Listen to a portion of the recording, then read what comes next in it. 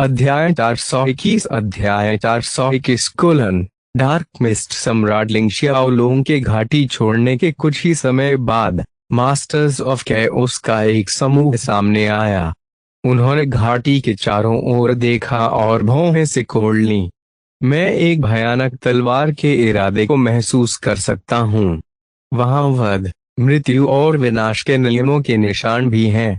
यह संभवतः वह स्थान है जहां अराजकता के हमारे 15 मास्टर्स मारे गए थे। लगभग 10 मिनट बाद उनमें से एक ने एक बूढ़े व्यक्ति की ओर देखा जो मास्टर्स ऑफ कैओस के समूह का नेता प्रतीत हो रहा था, और उसने रेखांकन किया।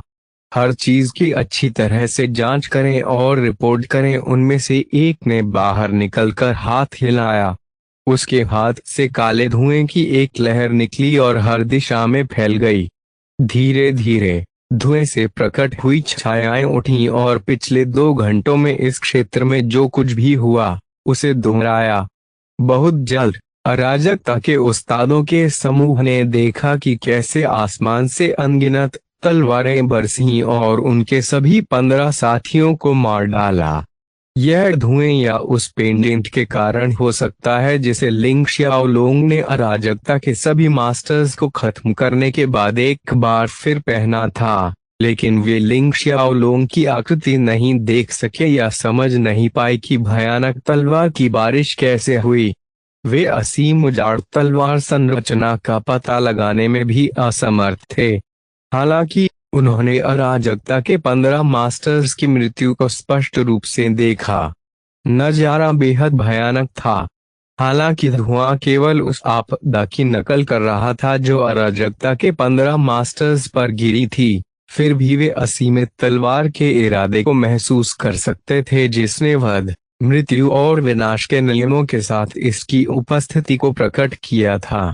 यह बहुत ही भयावह दृश्य था जिसे रोक पाना संभव नहीं था। वह कौन है?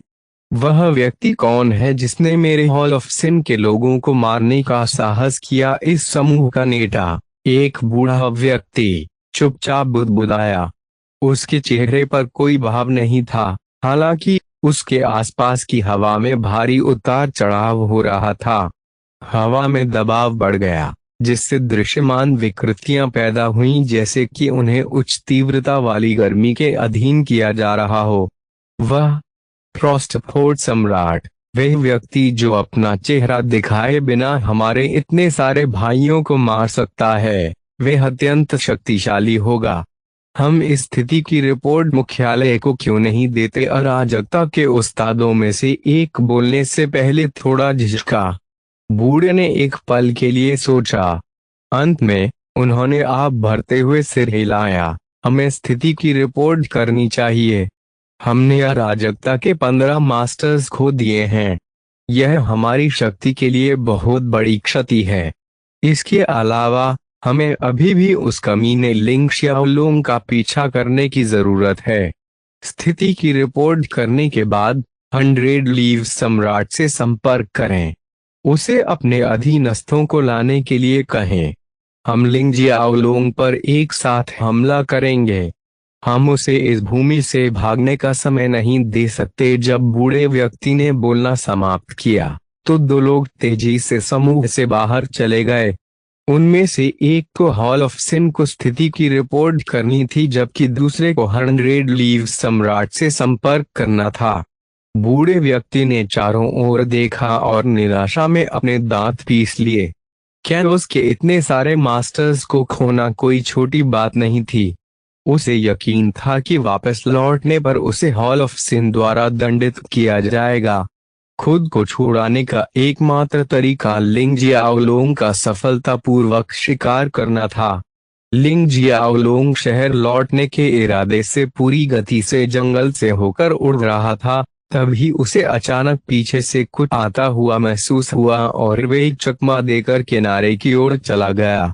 टकराना लिंग जियाओलोंग के कंधे के पास से कुछ गुजरा और जोर से जमीन पर गिरा, जिससे पेड़ टुकड़े टुकड़े हो गए और जमीन पर एक गहरा गड्ढा बन गया। उसी समय एक जोरदार विस्फोट की आवाज आई।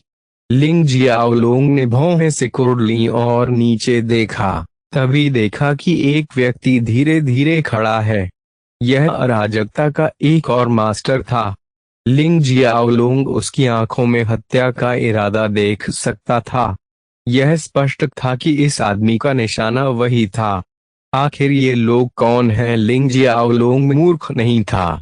अब तक उसने पहले ही अनुमान लगा लिया था कि ये लोग उसके दुश्मन नहीं थे बल्कि लिंग शियाओलुंग के दुश्मन थे। बात सिर्फ इतनी है कि उसे इन लोगों की पहचान नहीं पता थी। यह देखकर कि अराजकता का मास्टर फिर से हमला करने की तैयारी कर रहा था, लिंग शियाओलुंग ने इन्फिनिटी एज ब्लेड निकाला और ब्लेड में अपनी दिव्य ऊर्जा डालना शुरू कर दिया। जैसे जैसे इन्फिनिटी एज ब्लेड को लिंग शियाओलुंग की दिव्य ऊर्जा से जोड़ा जा रहा था, ब्लेड की चमक काफी बढ़ गई। अंत में चमकती रोशनी के नेतृत्व में लिंग जियाओलुंग ने सीधे अराजकता के मास्टर पर हमला किया। अराजकता का यह मास्टर डार्क मिस्ट एम्परर नाम का एक बूढ़ा व्यक्ति था। जैसे ही डार्क मिस्ट सम्राट फिर से हमला करने के लिए तैयार हुआ, उसने एक लाल बत्ती की चमक देखी। अगले ही पल उसे पता चला कि उसके सीने में एक ब्लेड फंसा हुआ है। दरअसल ये ब्लेड उसकी छाती के आर पार हो गया। लेकिन ये अंत नहीं था। ब्लेड अभी भी देदीप्यमान रोशनी से टिमटिमा रहा था। जैसे ही रोशनी तेज चमकी, डार्क मिस्ट सम्राट को लगा कि उसके शरीर में रक्त इन्फिनिटी एज ब्लेड की ओर बढ़ने लगा है। डार्क मिस्ट एम्परर चौथे स्तर की अराजकता का मास्टर था, लेकिन वह फिर भी लिंग जियाओलुंग द्वारा घायल हो गया। दरअसल उनके इतनी गहरी चोट लगने का कारण सिर्फ लिंग जियाओलुंग ही नहीं बल्कि इन्फिनिटी एज ब्लेड भी था। इसके विकास के बाद, हालांकि यह केवल एक शीर्ष ग्रेड सेलेस्टियल डिस्ट्रॉयर रैंक वाला हथियार था, इसकी मारक क्षमता मिस्ट्री डिसेंट रैंक वाले हथियार से मेल खा सकती थी। धिक्कार है, तुम्हारी हिम्मत कैसे हुई मेरे शरीर को चोट पहुंचाने की? डार्क मिस्ट सम्राट क्रोधित था। उसने कभी नहीं सोचा होगा कि एक दिन वे एक दिव्य संप्रभु द्वारा घायल हो जाएगा। अराजकता के स्वामी के रूप में एक दिव्य संप्रभु द्वारा घायल होना एक अपमान था। उसके हृदय में जो रोष होगा उसकी कल्पना नहीं की जा सकती। टकराना एक भीषण ध्वनि के साथ डार्क मिस्ट सम्राट के शरीर से काली रोशनी फूट पड़ी। काली रोशनी के विस्फोट के तहत लिंग जियाओलुंग को उड़ते हुए भेजा गया। यह जानना होगा कि डार्क मिस्ट सम्राट जमीन पर खड़ा था जबकि लिंग जियाओलुंग हवा में तैर रहा था।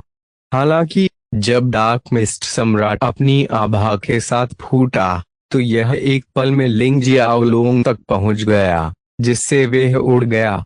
लिंग जियाओलुंग भारी मात्रा में जमीन पर गिर गया और उसके मुंह से काफी मात्रा में खून निकला। उनकी अभिव्यक्ति बहुत बदल गई।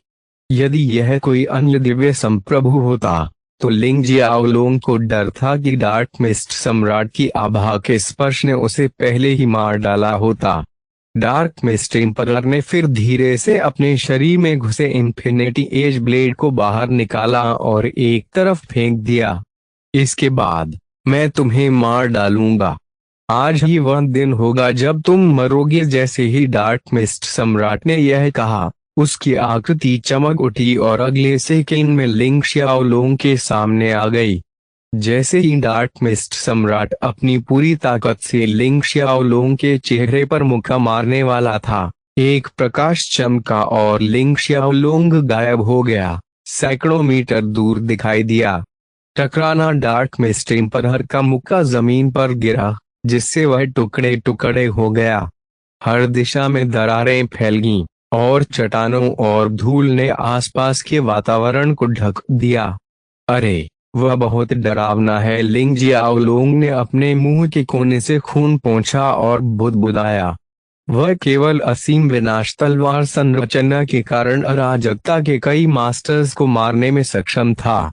गठन के बिना वह मास्टर्स ऑफ कैओस के सामने कुछ भी नहीं था। निस्संदेह, यदि यह स्तर 1 या स्तर 2 पर अराजकता का मास्टर है, तो वे उनसे निपटने में अभी भी आश्वस्त है। हालांकि लेवल 4 पर मास्टर ऑफ कैओस का सामना करते हुए लिंग जियाओलोंग को यकीन नहीं था कि वे ऐसे विशेषज्ञ के खिलाफ एक राउंड भी लड़ पाएगा या नहीं। इस समय डार्क मिस्ट सम्राट कुछ बुदबुदाया और खड़ा हो गया। उसके हाथ हिलाने से आसपास छाई हुई धूल जम गई। उसने जल्द ही लिंग शियाओलोंग का पता लगा लिया और धमकी भरे लहजे में बोला, लिंग शियाओलोंग, आज मैं वास्तव में देखना चाहता हूं कि तुम मुझसे जिंदा बच सकते हो या नहीं। आज मैं किसी भी तरह की खतरनाक स्थिति से जिंदा भागने की आपकी किंवदंती को तोड़ दूंगा। यह कहने के बाद वे सीधे लिंग जियाओलोंग की ओर बढ़े। बहुत तेजी से उसने अंधेरे धुंध से ढके एक शक्तिशाली मुक्के से लिंग शियाओलोंग पर हमला किया। लिंग जियाओलोंग ने भी चकमा दिया। हालांकि वह अनाड़ी दिखता था, लेकिन वास्तव में जब वह चकमा देता था तो वह बहुत फुर्तीला था। डार्क मिस्ट सम्राट ने घबराकर फिर से हमला किया। हालांकि लिंग शियाओलिंग एक बार फिर हमले से बच गया। तभी उसकी आकृति चमकी और वह कहीं दूर दिखाई दिया। डार्क मिस्ट सम्राट ने कुछ नहीं कहा। इसके बजाय उसके चेहरे पर एक मुस्कुराहट दिखाई दी। उसकी आंखें चमक उठीं। उनके नियंत्रण में उनके शरीर पर हेवनली ब्लू आइस फ्लेम नामक एक ज्वाला प्रकट हुई। फिर जैसे ही वह लिंग जियाओलोंग के सामने प्रकट हुआ, उसकी आकृति गायब हो गई। इस बार उसकी गति बहुत तेज थी, इतनी तेज कि लिंग शियाओलोंग चकमा दे सकता था, भले ही वह फिर से टेलीपोर्ट करने के लिए स्पष्ट रूप से तैयार था। डार्क मिस्ट सम्राट ठंडे स्वर में मुस्कुराया और लिंग जियाओलोंग की छाती पर हमला किया।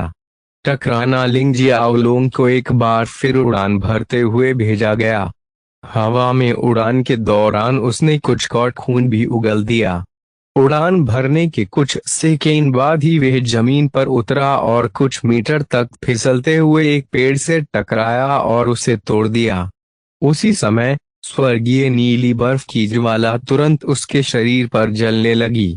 को फायदान आपके लिए और अधिक अध्याय लाने में सहायता के लिए हमारा समर्थन करें। संपर्क करें साइट मैप दान करें। अध्याय 422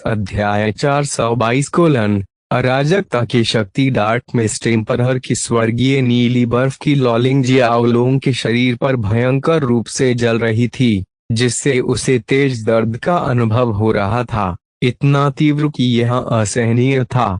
और यहाँ तक कि लिंग जियाओलोंग भी दर्द सहन करने में असमर्थ था और पीड़ा से चिल्लाने लगा। इसकी मदद नहीं की जा सकी। दर्द एकदम अचानक आया, वे तैयार नहीं था। सबसे महत्वपूर्ण बात यह है कि यह लॉ एक अनोखी लॉ थी और इसे अराजकता के एक मास्टर द्वारा परिष्कृत किया गया था। संक्षेप में, लॉ की शक्ति पूरी तरह से उसके अपने स्रोत से उत्पन्न नहीं हुई, उसके स्वामी की शक्ति ने भी उसकी ताकत को बढ़ाया। इससे इसकी कार्यक्षमता में वृद्धि हुई। सबसे पहले लिंग शियाओलोंग को केवल जलन वाले दर्द का अनुभव हुआ, हालांकि यह जल्द ही बर्फीले एहसास में बदल गया, जिससे कि पीड़ा चिलचिलाती गर्मी और जमा देने वाली ठंड के बीच वैकल्पिक होने लगी। लिंग जियाओलोंग की इंद्रियां अभिभूत होगी क्योंकि स्वर्गीय नीली बर्फ की लौ ने उसके शरीर पर लगातार हमला जारी रखा। भीषण पीड़ा से बर्फीली ठंड में परिवर्तन ने पीड़ा में जटिलता की एक परत जोड़ दी, जिससे यह और भी अधिक कष्टदायी हो गई। यह ऐसा था मानो लौ में दर्द की प्रकृति में हेर फेर करने की क्षमता हो। डार्क मिस्ट एम्परर ने अपने चेहरे पर मुस्कुराहट प्रकट की। उसे हमेशा अपनी स्वर्गीय नीली बर्फ की लौ पर गर्व था। यदि अंधेरे के नियम पर उसके नियंत्रण के लिए नहीं, तो उसे आइस फ्लेम सम्राट कहा जा सकता था, क्योंकि वे हॉल ऑफ सिन की पहुंच के दौरान अपनी लॉ के लिए जाना जाता था। यहाँ तक कि उसके स्तर से ऊपर के अराजकता के मास्टर भी गंभीर रूप से जला दिए जाएंगे और उसके स्तर से नीचे के अराजकता के मास्टर भी इस भयानक ज्वाला के निरंतर हमले के तहत मृत हो सकते हैं। इसीलिए डार्क मिस्ट सम्राट को पूरा यकीन था कि लिंग जियाओलोंग जो कि अराजकता का एकमात्र दिव्य संप्रभु है, बच नहीं पाएगा। वह आज मर जाएगा, उसके सामने ही। उसे बस थोड़ा इंतजार करना है और वह दिग्गज लिंग जियाओलोंग की लाश को हॉल ऑफ सिन में वापस ला सकता है। जैसा कि उन्होंने लिंग जियाओलोंग के बेजान शरीर को उच्च अधिकारियों के सामने पेश करने की कल्पना की थी, उन्हें विश्वास था कि उन्हें उदारतापूर्वक पुरस्कृत किया जाएगा। इस उपलब्धि की कल्पना मात्र ही उसे अत्यधिक उत्साह से भरने के लिए काफी थी। जैसे ही डार्क मिस्ट एम्परर खुश महसूस कर रहा था, कुछ अप्रत्याशित घटित हुआ। उसकी अत्यंत शक्तिशाली स्वर्गीय नीली बर्फ की लौ अप्रत्याशित रूप से बदल गई थी। दो लकड़ी की कठपुतलियों के शरीर धूसर रोशनी से टिमटिमा रहे थे। उस धूसर प्रकाश के बाद उसकी स्वर्गीय नीली बर्फ की लौ को किसी ऐसी चीज ने खींच लिया जो एक हल्के भंवर की तरह लग रही थी, जो लिंग शियाओलोंग के शरीर के ऊपर कहीं से भी प्रकट हुई थी। क्या यह कैसे संभव है? डार्क मिस्ट सम्राट अवाक रह गया। वह मदद नहीं कर सका, लेकिन उसने देखा कि भंवर उसकी लौ को सोखने के बाद गायब हो गया। और फिर उसे एक और झटका तब लगा जब उसने लिंग जियाओलोंग के जले हुए शरीर को कुछ ही सेकंड में ठीक होते देखा। अभी क्या हुआ? डार्क मिस्ट एम्परर सवाल किए बिना नहीं रह सका।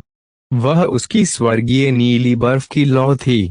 एकमात्र दिव्य संप्रभु के लिए इस ज्वाला के आक्रमण से इतनी आसानी से बच पाना कैसे संभव है? वह अंधेरा भंवर क्या था? क्या यह कोई चाल थी जो लिंग जियाओलोंग ने निकाली थी?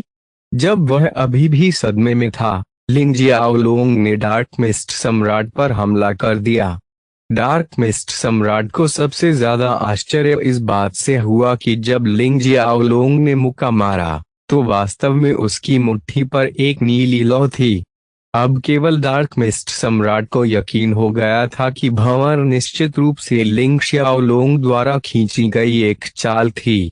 स्पष्ट रूप से लिंग जियाओलोंग ने न केवल अपनी स्वर्गीय नीली बर्फ की लौ को अवशोषित कर लिया था, वे अब अपनी इच्छानुसार स्वर्गीय नीली बर्फ की लौ को नियंत्रित भी कर सकता था। यह बुरा था। इस बार यह और भी अधिक परेशानी भरा था।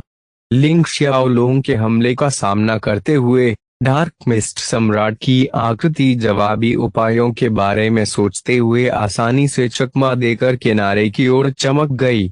लगता है एक ही रास्ता बचा है।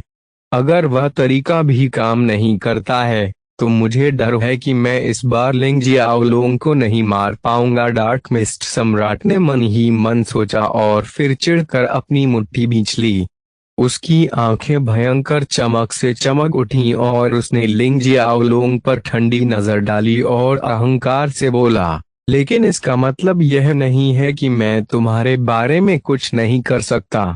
अगर मैं तुम्हें मार नहीं सकता, मैं बस तुम्हें पकड़ लूंगा और ले आऊंगा आपके हॉल में। जैसे ही उसने बोलना खत्म किया, उसने जल्दी से अपने हाथ से कुछ संकेत करना शुरू कर दिया। उसके हाथ और उंगलियों की स्थिति लगातार बदलती रहती थी। हर हरकत के साथ हवा में एक गहरी रेखा खींचती गई। बहुत जल्द हवा में एक सील दिखाई दी। सीलन से काली धुंध भरी और आसपास बाढ़ आ गई। इस एक बहुत ही अजीब और भयानक आवाज आसपास गूंज उठी। जल्द ही गहरी धुंध सिमटने लगी, मानो कोई चीज उन्हें सोख रही हो। अंत में काला कोहरा छंटने पर एक विशाल कायाजीव प्रकट हुआ। यह विशाल कायाजीव अजगर था, पूरी तरह से काला अजगर। इस अजगर का शरीर काले रंग का था और उसकी शल्कें मुड़ी हुई थीं। हाँ, तराजू कीड़ों की तरह छटपटाता हुआ लग रहा था। ऐसा इसलिए हो सकता है क्योंकि तराजू का निर्माण अंधेरी धुंध से किया गया था, क्योंकि वे कठोर नहीं थे। तराजू गैसीय अवस्था में थे, फिर भी अपने आकार को पूरी तरह से रेखांकित कर रहे थे। जब लिंग जियाओलोंग ने इस अजगर को देखा तो उसका दिल बैठ गया। डार्क पायथन भगवान, उस कमीने को खाओ। डार्क मिस्ट एम्परर के आदेश का पालन करते हुए डार्क अजगर ने सीधे आक्रमण किया। गति के मामले में यह वास्तव में बहुत तेज नहीं था, लेकिन जब यह एक निरंतर और जबरदस्त उपस्थिति प्रकट करने की बात आई तो यह बहुत डरावना था। यहाँ तक कि लिंग जियाओलोंग को भी दबाव महसूस हुआ। यह ऐसा था मानो वह एक और लेवल 4 मास्टर ऑफ कैओस का सामना कर रहा हो। लिंग जियाओलोंग ने अपनी आंखें बंद कर लीं और निश्चल खड़ा रहा। जैसे ही अजगर उसके सामने आया और उसे पूरा निगलने ही वाला था, लिंग शियाओलोंग ने अपनी आंखें खोल दी। उसकी आंखें ठंडी रोशनी से चमक उठीं। ऐसा लग रहा था कि एक दिव्य उपस्थिति अचानक आकाश से उतर आई है, जिसने न केवल काले अजगर को बल्कि डार्क मिस्ट सम्राट को भी ठंडा कर दिया है, जो बुरी तरह मुस्कुरा रहा था। लिंग जियाओलोंग के शरीर से तेज की एक किरण फूटती हुई दिखाई दी।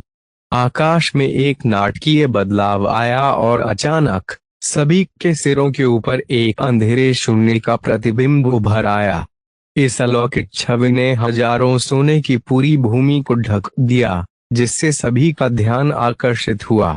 प्रतिबिंब में एक अंधेरे शून्य का चित्रण हुआ, फिर भी इसके भीतर विभिन्न बिंदुओं पर कई तारों वाली रोशनी टिमटिमा रही थी। वर्तमान में लेवल 5 से ऊपर के केवल मास्टर्स ऑफ कैओस ने ही अपनी गतिशीलता बरकरार रखी है। हजारों सोने की भूमि में बाकी सभी लोगों ने खुद को अपनी जगह पर जमे हुए पाया, सीधे उनके ऊपर खेल रही एक दिव्य उपस्थिति को महसूस करते हुए। किसी ने भी हिलने की हिम्मत नहीं की। इस बात की जबरदस्त भावना थी कि किसी भी आंदोलन के परिणाम स्वरूप उनका अस्तित्व ही एक संप्रभु आभास से नष्ट हो सकता है। यह एक भयानक एहसास था, बहुत डरावना। अराजकता के किसी भी मास्टर ने कभी ऐसा कुछ महसूस नहीं किया था। अराजकता के स्वामी जो अभी भी चल सकते थे, वे सभी स्तर 5 से ऊपर थे। वे इस छवि के प्रकट होने के पीछे के कारण की जांच करना चाहते हुए आकाश में उड़ गए। अराजकता का प्रतिबिंब। दुर्भाग्य से अराजकता का प्रतिबिंब पहले ही इस भूमि को पूरी तरह से कवर कर चुका था। दरअसल बात उससे भी आगे निकल चुकी थी। अराजकता कितनी बड़ी थी? यह कोई ऐसी चीज नहीं है जिसे केवल एक भूमि की सीमा घेर सकती है। इस दिन इस प्रतिबिंब का प्रकट होना पूरे देश में चर्चा का विषय बन गया। किसी को कारण नहीं पता था, लेकिन उनके पास कई अनुमान थे। लिंग जियाओलोंग में वापस आकर वे हजारों सोने की भूमि में होने वाली हर चीज का निरीक्षण कर सकता था। ऐसा इसलिए हो सकता है क्योंकि यह भूमि उसके कैओस के प्रतिबिंब की पहुंच के भीतर थी। वह हर किसी की प्रतिक्रिया देख सकता था। उसे जल्द ही कुछ एहसास हुआ। यह पता चला कि मैं अपनी अराजकता की शक्ति को कम आंक रहा था। पहले मास्टर ऑफ कैओस के प्रत्येक स्तर के बीच विशाल अंतर के कारण मैंने सोचा था कि मैं अधिकतम स्तर 3 मास्टर ऑफ कैओस से लड़ सकता हूं और जीवित बच सकता हूं। लेकिन अब यह है, ऐसा लगता है कि मेरे पास अराजकता के स्तर 5 मास्टर्स को मारने और उस स्तर से ऊपर के अन्य लोगों से बचने की क्षमता है। वास्तव में मैंने अराजकता की ताकत को पूरी तरह से कम करके आंका है। यह अराजकता है। मुझे जंगली कल्पना चलाने, इसकी ताकत को मापने की कोशिश करने की तुलना में इस पर अधिक विश्वास करना चाहिए था। लिंग शियाओलोंग मुस्कुराए और अंत में 2 जमे हुए आंकड़ों पर ध्यान केंद्रित किया। वह कदम दर कदम आगे बढ़ता गया। प्रत्येक कदम के साथ डार्क मिस्ट सम्राट का दिल कांप उठा। यह पहली बार था जब उसे डर महसूस हुआ, एक गहरा भय जो उसकी आत्मा की गहराइयों से निकलता हुआ प्रतीत हो रहा था। अस्पष्ट रूप से उसकी अंतर्ज्ञान ने उसे चेतावनी दी कि वह ऐसे बिंदु पर पहुंच गया है जहां से वापस आना संभव नहीं है और आसन परिणामों से बचने का कोई रास्ता नहीं है। अंधेरे अजगर के सामने पहुंचकर लिंग जियाओलोंग ने धीरे से अपना हाथ बढ़ाया जो अभी भी नीली लौ से जल रहा था। उसी क्षण सफेद रंग की एक चमक प्रकट हुई और उसने नीले रंग को निगल लिया। अब लिंग जियाओलोंग के हाथ पर नीले रंग की बजाय एक सफेद लौ जल रही थी। यह कैओसेंस फ्लेम थी जो यूनिवर्सेंस फ्लेम से विकसित हुई थी। लिंग जियाओलोंग ने काले अजगर को छुआ और अजगर एक सफेद लौ से प्रज्वलित हो गया। अजगर हिल गया, फुफकारने लगा और छटपटाने लगा। दुर्भाग्य से जब विनाश पहले से ही तय हो तो कोई उपाय नहीं है। 10 सेकंड से भी कम समय में अजगर गायब हो गया, सफेद लौ द्वारा निगल लिया गया। वाह वाह वाह! सफेद लौ ने कुछ आवाजें निकाली। यह दूसरों के लिए समझ से बाहर था, लेकिन लिंग जियाओलोंग बता सकता था कि सफेद लौ बहुत उत्साहित थी और मजा कर रही थी। यह और अधिक चाहता था। को फायदान आपके लिए और अधिक अध्याय लाने में सहायता के लिए हमारा समर्थन करें। संपर्क करें साइट मैप दान करें। अध्याय 423 आत्मा का भक्षण। कैसे क्या हो रहा है? डार्क मिस्ट सम्राट बेहद हैरान था। प्रारंभ में उसे लिंग जियाओलोंग को मारने में बहुत विश्वास था, जिसकी ताकत काफी हद तक कम हो गई थी, जिसके परिणाम स्वरूप वह अराजकता के मास्टर से अराजकता का दिव्य संप्रभु बन गया। हालांकि उन्हें जल्द ही पता चला कि उनकी इच्छाएं महज एक सपना थीं। लिंग जियाओलोंग बिना किसी कारण के किंवदंती नहीं थे। उसने न केवल स्वर्गीय नीली बर्फ की ज्वाला को भस्म कर दिया, बल्कि उसने इस लॉक का उपयोग उससे लड़ने के लिए भी किया। इसके अलावा अराजकता के प्रतिबिंब की अचानक उपस्थिति ने उसे अराजकता के मास्टर को इस हद तक दबा दिया कि वह हिल भी नहीं सका। लिंग जियाओलोंग ने कितनी आसानी से अपने काले अजगर को मार डाला। उस काले अजगर के पास उसके जैसे लेवल 4 मास्टर ऑफ कैओस की ताकत थी, लेकिन वह विरोध करने में भी असमर्थ था और उस अस्पष्ट सफेद लौ से जलकर मर गया। वह सफेद लौ क्या है? एक ज्वाला इतनी भयानक कैसे हो सकती है, जो अराजकता के स्वामी को आसानी से मारने में सक्षम हो? सबसे महत्वपूर्ण बात यह है कि अजगर का जन्म अंधेरी धुंध से हुआ था, जो उसकी खासियत थी। दूसरे शब्दों में, अजगर मूलतः धुंध से बना था। धुंध को जलाने में सक्षम लौ कैसे हो सकती है? डार्क मिस्ट सम्राट भयभीत था। आतंक उसकी आत्मा की गहराई से आया था। पहली बार उसे यह एहसास हुआ कि मौत उसके सामने खड़ी है। अराजकता के स्वामी के रूप में भी वे मृत्यु से डरते थे। वह मौत से कैसे नहीं डर सकता? अराजकता का स्वामी बनने की अपनी खोज में वह जीवन और मृत्यु की अनगिनत परीक्षाओं से गुजरा था। कोई अराजकता का मास्टर बनने की आकांक्षा क्यों करेगा? पब फ्यूचर द्वारा विज्ञापन। इसका कारण इस तथ्य में निहित है कि अराजकता का मास्टर आमतौर पर अनंत जीवन काल का आनंद लेता है। जब तक कुछ भी बेहद दुर्भाग्यपूर्ण नहीं होता, अराजकता का मास्टर नहीं मरता। अनंत काल तक जीने का मौका मिलने पर कौन स्वेच्छा से मृत्यु को गले लगाएगा? ऐसे 1 या 2 पागल योद्धा हो सकते हैं, लेकिन ऐसे लोगों का मिलना लगभग असंभव है। डार्क मिस्ट सम्राट भी मरना नहीं चाहता था। हालांकि मौत उसके सामने मंडरा रही थी। वह भयभीत कैसे नहीं हो सकता था? जबकि डार्क मिस्ट सम्राट अभी भी लिंग शियाओलोंग की उपलब्धि पर हैरान था। लिंग शियाओलोंग पहले ही उसके सामने आ चुका था। चिंता मत करो, मेरे पास अभी भी तुम्हारे लिए कुछ उपयोग हैं, इसलिए मैं तुम्हें तुरंत नहीं मारूंगा। लिंग जियाओलोंग डार्क मिस्ट सम्राट को देखकर मुस्कुराया। डार्क मिस्ट सम्राट की नजर में लिंग शियाओलोंग की मुस्कान एक राक्षस की मुस्कुराहट की तरह थी। वह एक बार फिर डर से कांपने के अलावा कुछ नहीं कर सका। दुर्भाग्य से, चाहे उसने कितनी भी कोशिश की, वह बिल्कुल भी हिल नहीं सका। आकाश में अराजकता का प्रतिबिंब उपस्थित होने के कारण वह पूर्णतः दब गया। आह है! लिंग जियाओलोंग ने डार्क मिस्ट सम्राट को अपने हाथ से छुआ, जो कैओसेंस फ्लेम में लिपटा हुआ था। तुरंत कैओसेंस फ्लेम ने डार्क मिस्ट सम्राट के पूरे शरीर को ढक लिया, जिससे वह जल गया। डार्क मिस्ट एम्परर दर्द से चिल्लाए बिना नहीं रह सका।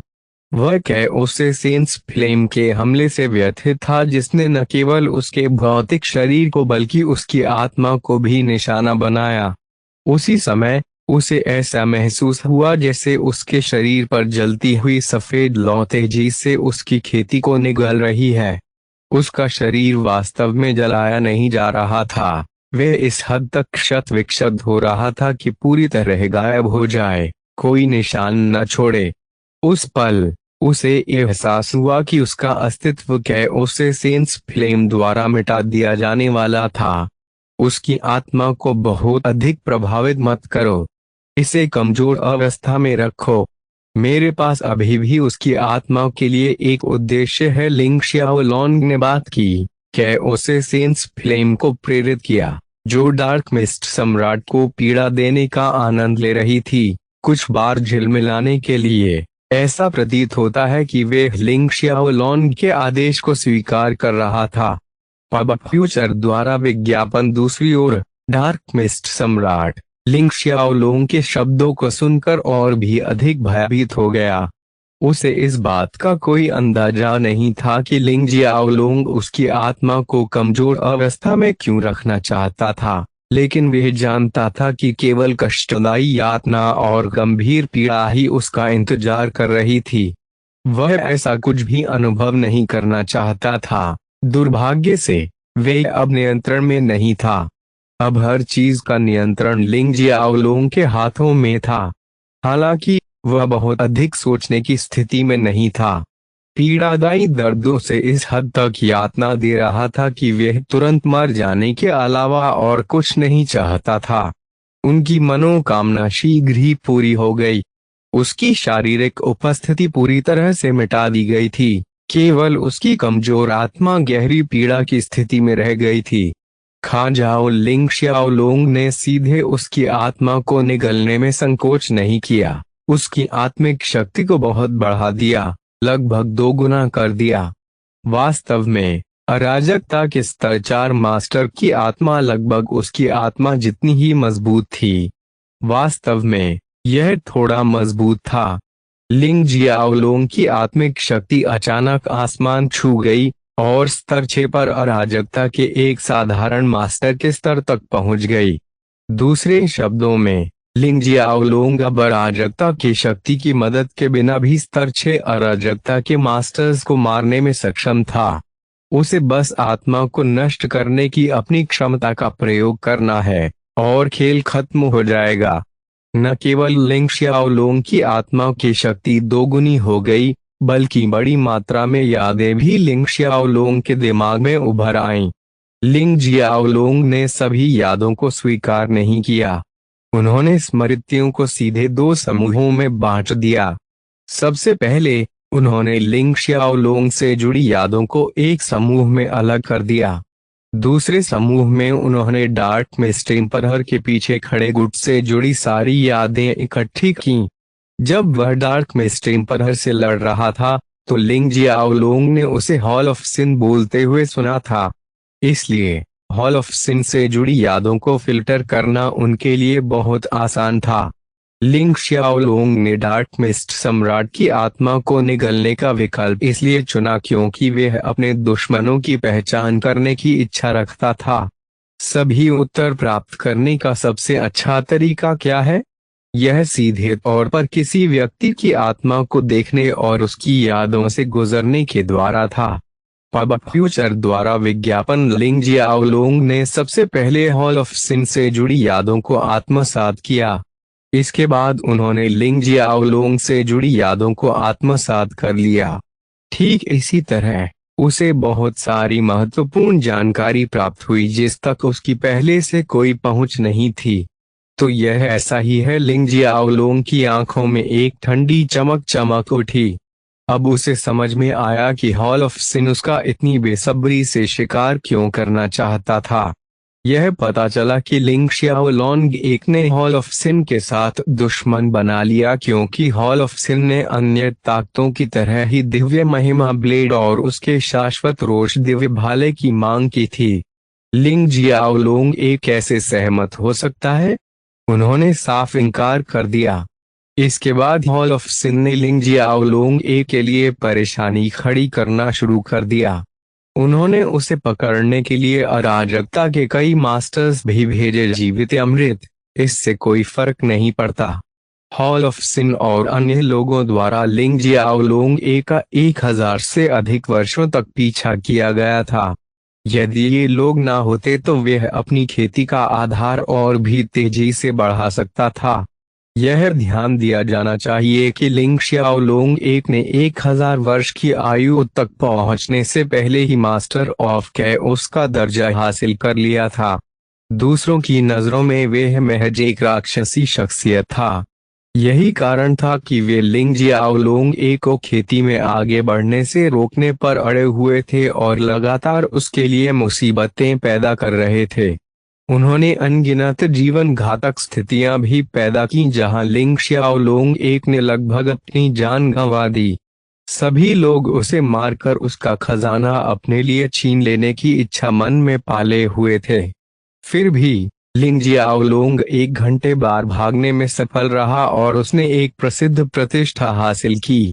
हॉल ऑफ सिन और टावर ऑफ विजडम सहित कई गुटों के अपमानित चेहरों पर कदम रखने से उनकी किंवदंती की कहानी प्रसिद्ध हो गई। आखिरकार दोनों के बीच की दुश्मनी इस हद तक पहुंच गई कि वापसी संभव नहीं।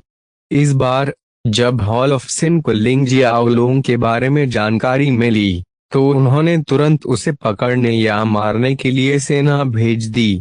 डार्क मिस्ट सम्राट की यादों से लिंग जियाओलोंग ने 100 लीव्स एसोसिएशन और हॉल ऑफ सिन द्वारा उन्हें सौंपे गए मिशन के बारे में जानकारी प्राप्त की। इसके अतिरिक्त उन्हें 100 लीव्स सम्राट और मिशन के लिए अग्रिम इनाम के रूप में प्राप्त खजाने के बारे में विवरण मिला। लिंग जियाओलोंग की आंखें ठंडी रोशनी से चमक उठीं। वह जानता था कि हजारों सोने की भूमि में अपने शेष दिनों में उसे क्या करना है। इनके अलावा लिंग जियाओलोंग ने लिंग जियाओलोंग ए के बारे में भी विवरण प्राप्त किया। यह पता चला कि लिंग जियाओलोंग एक रानी और थंडरस रोवर सम्राट ने सेलेस्टियल फीनिक्स होली लैंड नामक एक प्राचीन स्थल में प्रवेश किया। दिव्य फीनिक्स पवित्र भूमि भूले हुए युग से पीछे रह गई थी और बहुत प्रसिद्ध थी। दिव्य फीनिक्स पवित्र भूमि में प्रवेश करने के बाद कोई भी वापस नहीं लौट सका था। लिंग जियाओलोंग एक और रानी के स्थान के बारे में जानने के बाद लिंग जियाओलोंग ने राहत की सांस ली। उसे यकीन था कि वे इतनी आसानी से नहीं मरेंगे। उसने भी मौका मिलने पर उस निषिद्ध स्थान पर जाने का मन बना लिया। अभी के लिए उसका लक्ष्य दिव्य महिमा की भूमि पर जाना और पौराणिक हथियार शिल्पकार की तलाश करना था। पब फ्यूचर द्वारा विज्ञापन को फायदान आपके लिए और अधिक अध्याय लाने में सहायता के लिए हमारा समर्थन करें। संपर्क करें दैश मैप दान करें। अध्याय 424 अध्याय 424 अराजकता के आकाओं को मारना। लिंग शियाओलोंग ने डार्क मिस्ट सम्राट की यादों से कई अन्य महत्वपूर्ण जानकारी का पता लगाया। जिस बात ने उन्हें सबसे ज्यादा आश्चर्यचकित किया वह यह रहस्योद्घाटन था कि hall of sin, tower of wisdom और सेलेस्टियल फीनिक्स होली लैंड सभी भूले हुए युग से उत्पन्न हुए थे। भूला हुआ युग कैसा असाधारण युग था। ऐसा क्या हुआ होगा कि इसे सभी लोग भूल जाएंगे। लिंग जियाओलोंग गहराई से चिंतित हुए बिना नहीं रह सका। उनके मन के एक हिस्से ने उनसे भूले हुए युग से संबंधित जानकारी खोजने का आग्रह किया। उनकी अंतर्ज्ञान ने भी उन्हें फुसफुसाया, यह सुझाव देते हुए कि हॉल ऑफ सिन और टावर ऑफ विजडम में संभवतः भूले हुए युग के बारे में जानकारी थी जो पूरे अराजकता में कहीं और उपलब्ध नहीं थी। अपना सिर हिलाते हुए लिंग जियाओलोंग ने एक समय में एक कदम उठाने का फैसला किया। अभी के लिए उसे अराजकता के उन सभी मास्टर्स से छुटकारा पाना चाहिए जो उसके जीवन के पीछे हैं। डार्क मिस्ट सम्राट की यादों से उन्होंने न केवल 100 लीव्स एसोसिएशन के बारे में सीखा बल्कि उन्होंने हॉल ऑफ सिन द्वारा भेजे गए सभी मास्टर्स ऑफ कैओस का स्थान भी सीखा। साथ ही वह हॉल ऑफ सिन से संबंधित अराजकता के प्रत्येक मास्टर के स्तर को जानता था। अब उसे बस कार्रवाई करनी थी और वह अपने दुश्मनों का पूरी तरह से सफाया कर सकता था। एक विचार के साथ उसने अराजकता का प्रतिबिंब वापस अपने शरीर में वापस ले लिया। लिंग जियाओलोंग से अनभिज्ञ हजारों सोने की भूमि में हर प्राणी ने राहत की गहरी सांस ली जब उन्हें लगा कि दिव्य उपस्थिति गायब हो रही है। सभी ने अपने शरीर पर नियंत्रण हासिल कर लिया और अब चल फिर सकते हैं। तुरंत अनगिनत सेनाओं ने स्थिति की जांच करने और कुछ परिणाम लाने के लिए अपने योद्धाओं को भेजा। लिंग जियाओलोंग की आकृति चमक उठी और वह आगे एक पर्वत श्रृंखला में दिखाई दिया। वह वहीं रात होने तक इंतजार करता रहा। रात में पूरी पर्वत श्रृंखला रात के आकाश से ढकी हुई थी और चांदी की चांदनी जमीन पर बिखरी हुई थी। पर्वत श्रृंखला के गहरे हिस्से अराजक जानवरों की चीखों से भर गए थे। वह एक ऐसी रात थी जब चांद और तारे गायब थे।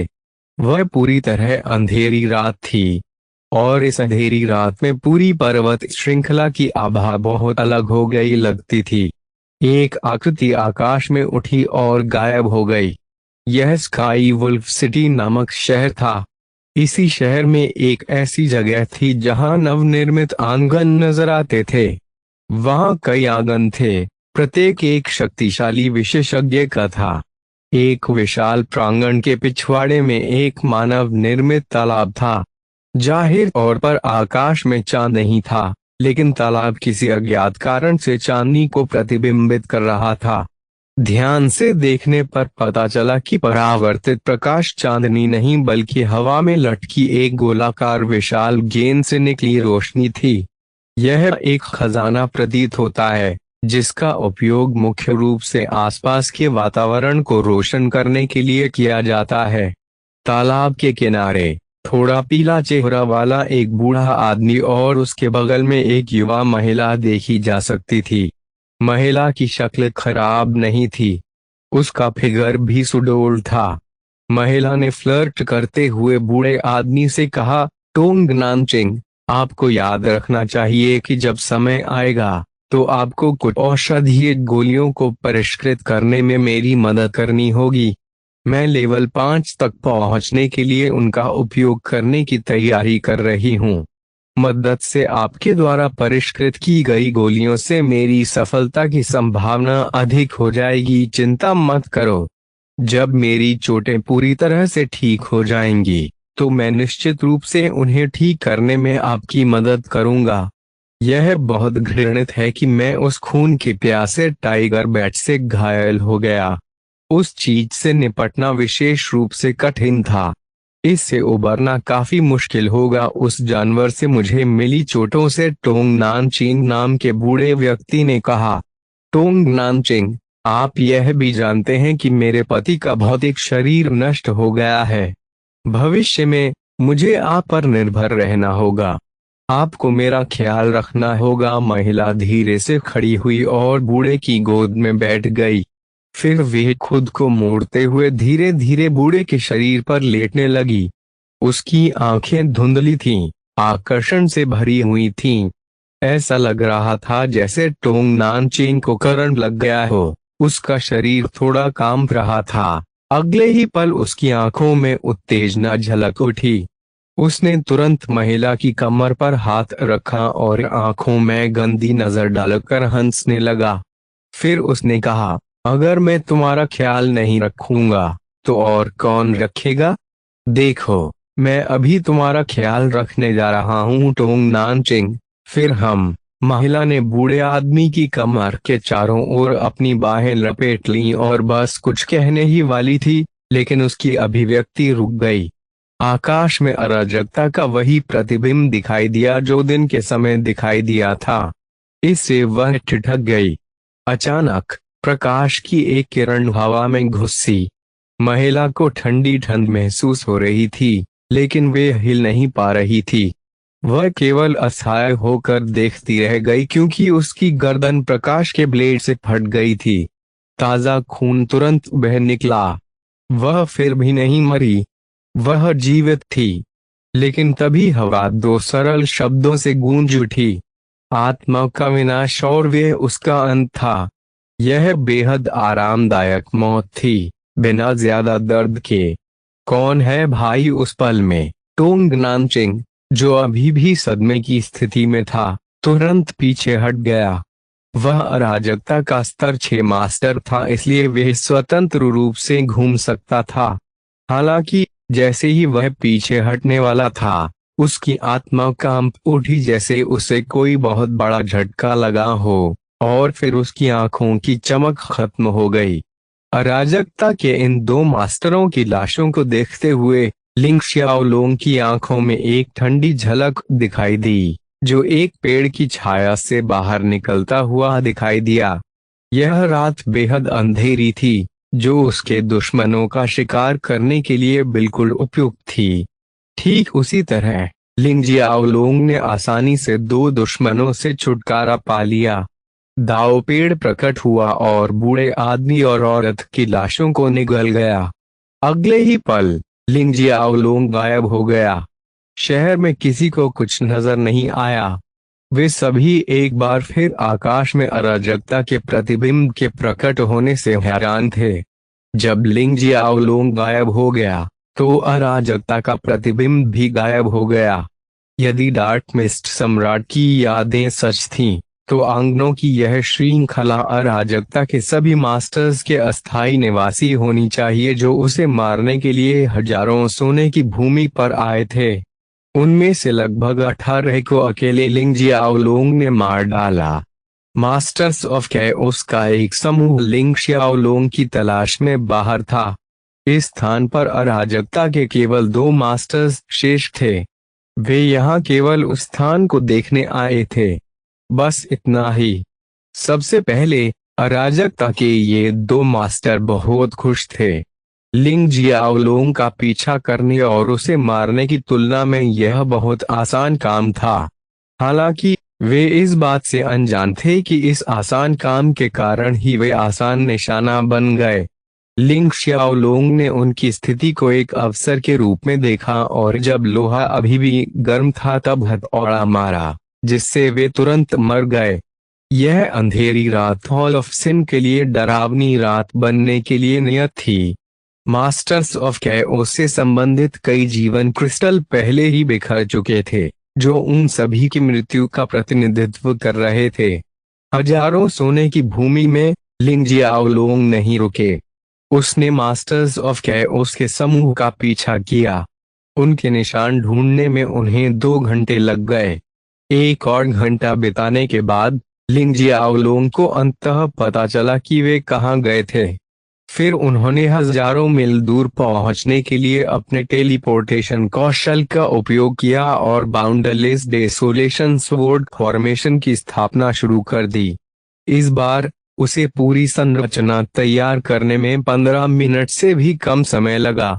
इस प्रक्रिया के दौरान उन्होंने जिन अंतर्दृष्टि की आंखों को सक्रिय किया, उन्होंने इस दक्षता में महत्वपूर्ण योगदान दिया। मास्टर्स ऑफ कैओस की गति के साथ उन्होंने 30 मिनट से भी कम समय में असीम निर्जन तलवार निर्माण की सीमा में प्रवेश किया। जैसे ही उन्होंने गठन में कदम रखा, लिंग शियाओलोंग ने इसे सक्रिय कर दिया और बहुत ही कम समय में उन सभी को तेजी से नष्ट कर दिया। अफसोस की बात है कि वे इस समय व्यक्तिगत उपयोग के लिए अराजकता के इन मास्टर्स की लाशों को नहीं खा सका। आखिरकार वह अभी भी एक दिव्य प्राणी था। वह अराजकता के इन मास्टरों को केवल तभी खा सकता था और उनकी लाशों का उपयोग अपने व्यक्तिगत विकास के लिए तभी कर सकता था जब उसने स्वयं अराजकता के मास्टर का पद हासिल कर लिया हो। आखिरकार चाहे कोई भी दिव्य संप्रभु कितना भी दुर्जय क्यों ना हो, वे मूल ऊर्जा का दोहन करने में असमर्थ रहते हैं। केवल अराजकता का मास्टर ही मूल ऊर्जा का उपयोग कर सकता है। तो कुछ समय के लिए मास्टर्स ऑफ कैओस की लाशें उसके लिए बेकार थीं।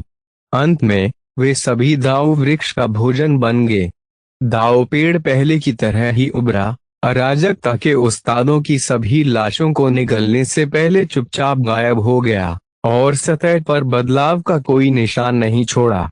अब हॉल ऑफ सिन से अराजकता के केवल 2 मास्टर बच्चे हैं। हालांकि वे कहाँ जा सकते थे, लिंग जियाओलुंग इस बात से अनभिज्ञ रहे कि उनके हालिया कार्यों ने अराजकता के 2 मास्टर्स को समूह से अलग होने के लिए प्रेरित किया था। एक वर्तमान स्थिति की रिपोर्ट हॉल ऑफ सिन में करने गया, जबकि दूसरा 100 लीव्स सम्राट की तलाश में गया। को फायदान आपके लिए और अधिक अध्याय लाने में सहायता के लिए हमारा समर्थन करें। संपर्क करें साइट मैप दान करें। अध्याय 425 दिव्य महिमा की भूमि हॉल ऑफ सिन के शेष 2 मास्टर्स ऑफ कैओस के ठिकाने के बारे में कोई जानकारी नहीं होने के कारण लिंग जियाओलुंग केवल 100 लीव्स एसोसिएशन की ओर रुख कर सका।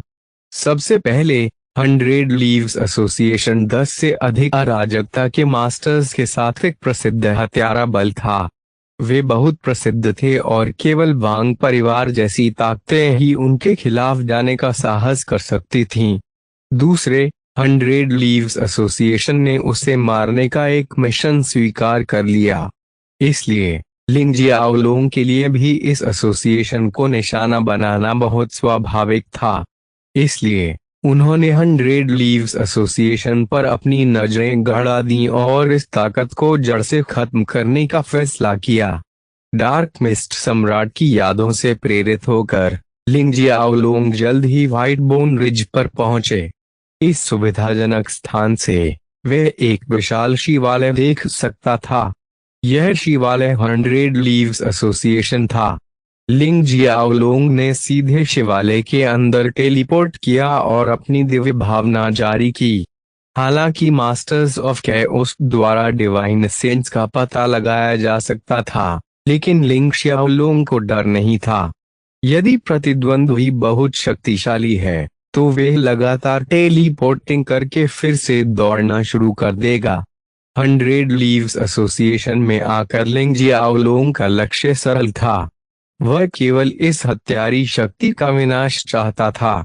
लिंग जियाओलुंग ने अपनी मजबूत दिव्य भावना से पूरे शिवालय को स्कैन किया, जो डार्क मिस्ट सम्राट की आत्मा को निगलने के बाद मजबूत हो गया था। उन्होंने सैकड़ों दिव्य प्राणियों का पता लगाया, लेकिन अराजकता का एक भी स्वामी नहीं मिला। यह पूर्ण है। लिंग जियाओलुंग की आंखें चमक उठीं। अराजकता का कोई मास्टर नहीं था, इसलिए यह असीम विनाश तलवार निर्माण का एक आदर्श अवसर था। लिंग जियाओलुंग को पता नहीं था कि 100 लीव्स एसोसिएशन के सभी मास्टर ऑफ कैओस 100 लीव्स सम्राट के आदेश का पालन करते हुए उसका शिकार करने के लिए बाहर गए थे। पब फ्यूचर द्वारा विज्ञापन गठन की स्थापना शुरू करने से पहले लिंग जियाओलुंग ने 100 लीव्स एसोसिएशन में मौजूद प्रत्येक हत्यारे को मार डाला। उन्हें मारना वर्तमान के लिए कठिन नहीं था। उन्होंने उनकी आत्माओं को सीधे नष्ट करने के लिए आत्मा विनाश क्षमता का उपयोग किया। अराजकता के सभी मास्टर्स से छुटकारा पाने के बाद लिंग जियाओलुंग ने गठन स्थापित करना शुरू कर दिया। जब उनका गठन पूरा हो गया तो वे निकटतम शहर में गए और वहां एक छोटे से परिवार को कुछ लाभ दिए और उनके मूव का उपयोग करके 100 लीव्स एसोसिएशन के सैकड़ों हत्यारों की हत्या के बारे में खबर फैलाई। वह उम्मीद कर रहा था कि खबर 100 लीव्स सम्राट के कानों तक पहुंच जाएगी ताकि वे अराजकता के अन्य मास्टर्स के साथ 100 लीव्स एसोसिएशन में वापस आ सके। इंतजार आसान नहीं था। लिंग जियाओलुंग अगले 2 दिनों तक ऊब गया था। उसके पास करने के लिए कुछ नहीं था। तीसरे दिन उसने अचानक महसूस किया कि कई लोग अविश्वसनीय गति से 100 लीव्स एसोसिएशन की ओर उड़ रहे हैं। वह गति अद्भुत थी। लिंग जियाओलुंग को पता था कि 100 लीव्स सम्राट आ रहा था। वह गठन को सक्रिय करने के लिए तैयार हो गया। बहुत जल्द अराजकता के 10 से अधिक मास्टर्स उनकी नजर में आ गए। जैसा कि उसने उम्मीद की थी, 100 लीव्स सम्राट ने अफवाहें सुनी और अराजकता के अन्य मास्टर्स के साथ मुख्यालय वापस आ गया। उनकी गति सचमुच बहुत तेज थी। पलक झपकते ही वे 100 लीव्स एसोसिएशन के सामने पहुंच चुके थे। अचानक सभी को अपनी रीढ़ की हड्डी में ठंडी ठंडक महसूस हुई। उन्हें एक बड़ा खतरा महसूस हुआ, जो उनके जीवन को निगलने के लिए काफी बड़ा था। वे पीछे हटना चाहते थे, लेकिन दुर्भाग्य से पहले ही बहुत देर हो चुकी थी। लिंग जियाओलोंग ने उन सभी को फंसाते हुए संरचना को सक्रिय कर दिया। इसके बाद आसमान से तलवारों की बारिश हुई, जिसने 3 मिनट से भी कम समय में 100 लीव सम्राट के जीवन सहित सभी की जान ले ली। यह सुनिश्चित करते हुए कि सभी लोग मारे गए, लिंग शियाओलोंग ने गठन को निष्क्रिय कर दिया। इससे पहले कि दाओ वृक्ष प्रकट हो सके, वे जल्दी से 100 पत्तों वाले सम्राट के सामने पहुंचा और उसकी स्थानिक अंगूठी ले ली। स्थानिक वलय के अंदर उसने जल्द ही उस खजाने का पता लगा लिया जो अराजकता के मास्टर को एक ही बार में स्तर 10 से स्तर 11 तक आगे बढ़ने में मदद कर सकता था। चमकदार गुलाब क्रिस्टल बेरी लिंग शियाओलोंग ने बुदबुदाया। उसकी आंखों में रोशनी चमक रही थी। उन्होंने ल्यूमिनस रोज क्रिस्टल बेरी को अपनी स्थानिक रिंग में रखा। पब फ्यूचर द्वारा विज्ञापन इसी समय दाओ वृक्ष प्रकट हुआ और उसने अराजकता के प्रत्येक मास्टर की लाशों को निगल लिया। कुछ दिनों बाद लिंग जियाओलोंग ग्रैंड वॉयर्ड मर्चेंट शिप पर सवार हो गए और हजारों सोने की भूमि छोड़ गए। उनका अगला गंतव्य दिव्य महिमा की भूमि थी। 6 महीने बाद व्यापारी जहाज अंततः दिव्य महिमा की भूमि के आसपास पहुंच गया।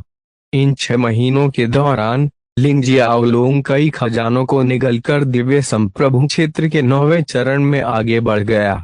इस समय एक स्पष्ट आवाज निकली और पूरे व्यापारी जहाज में फैल गई। सम्मानित यात्रियों, हम दिव्य महिमा की भूमि में प्रवेश करने वाले हैं। हम आधे दिन में उतरेंगे। कृपया उतरने के लिए पहले से तैयारी करें। दिव्य महिमा की भूमि बहुत प्रसिद्ध थी, मुख्यतः अपनी देव घाटियों के लिए। इस भूमि में कई ईश्वर घाटियां हैं, लेकिन सबसे प्रसिद्ध केवल 3 हैं: शाश्वत ज्वाला ईश्वर घाटी, हेवनली थंडर गॉड वैली और exalted spirit God valley.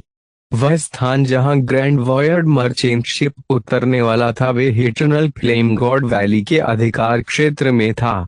Eternal flame God valley को इटर्नल फ्लेम क्लान नामक एक प्रसिद्ध कबीले द्वारा नियंत्रित किया गया था। शाश्वत ज्वाला कबीले के योद्धाओं के पास आमतौर पर एक शक्तिशाली शरीर नहीं होता है, हालांकि उनके पास जन्मजात दिव्य अग्नि और एक अत्यंत शक्तिशाली रक्त रेखा होती है।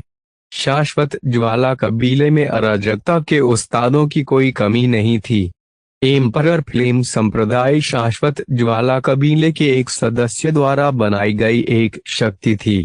बाद में यह कबीले से अलग हो गया, हालांकि इस बल का मुख्य वंश के साथ संबंध कमजोर नहीं था।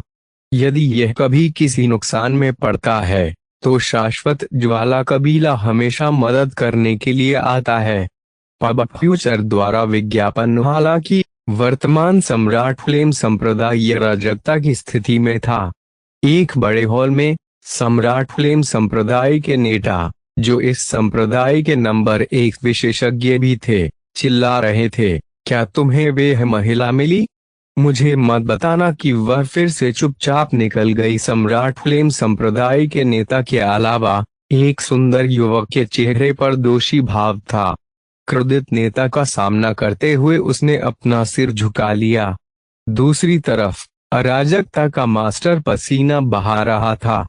उसने जल्दी से कहा, संप्रदाय गुरुवार, हमने पूरे संप्रदाय की खोज की है, लेकिन हम अभी भी उसे नहीं ढूंढ सके। क्या ऐसा हो सकता है कि वह संप्रदाय से बाहर निकल गई हो? सम्राट फ्लेम संप्रदाय के नेता को क्रिम्सन फ्यूरी सम्राट कहा जाता था। फिलहाल उसकी आंखें गुस्से से खुली हुई थीं और बेहद खूंखार लग रही थीं। दरअसल अगले ही पल क्रिम्सन फ्यूरी सम्राट की गरजती हुई आवाज गूंजी, मैं बस कुछ घंटों के लिए बाहर गया था। आप सब उसे भागने की इजाजत कैसे दे सकते थे?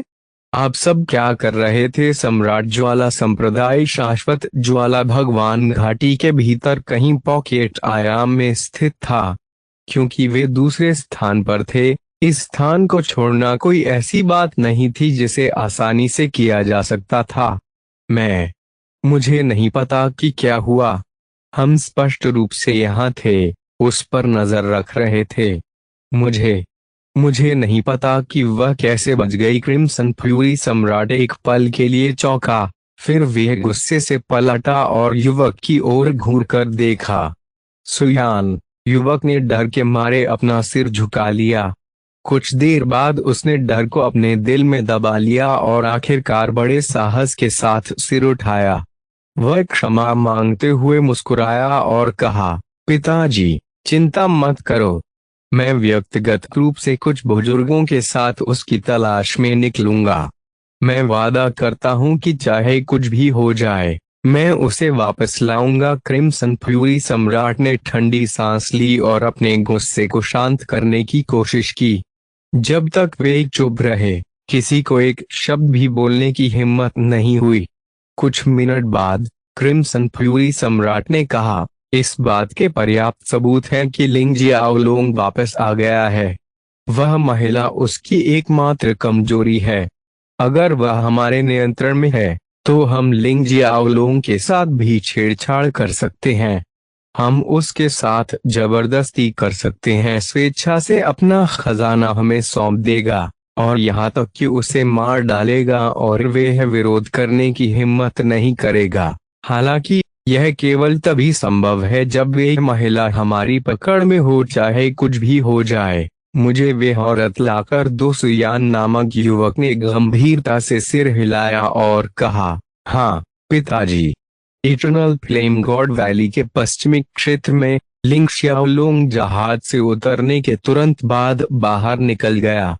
चूंकि वह दिव्य महिमा की भूमि पर आया था, लिंग जियाओलोंग को सबसे पहले जानकारी इकट्ठा करने की जरूरत थी।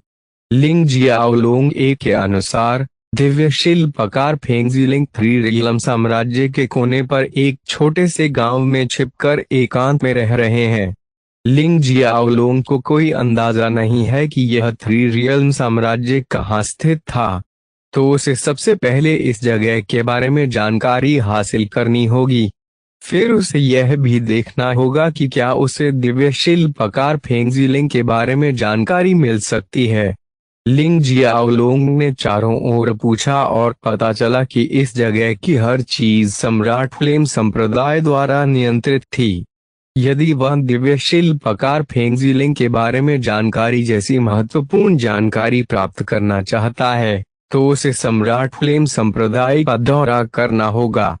पब फ्यूचर द्वारा विज्ञापन को फायदान आपके लिए और अधिक अध्याय लाने में सहायता के लिए हमारा समर्थन करें।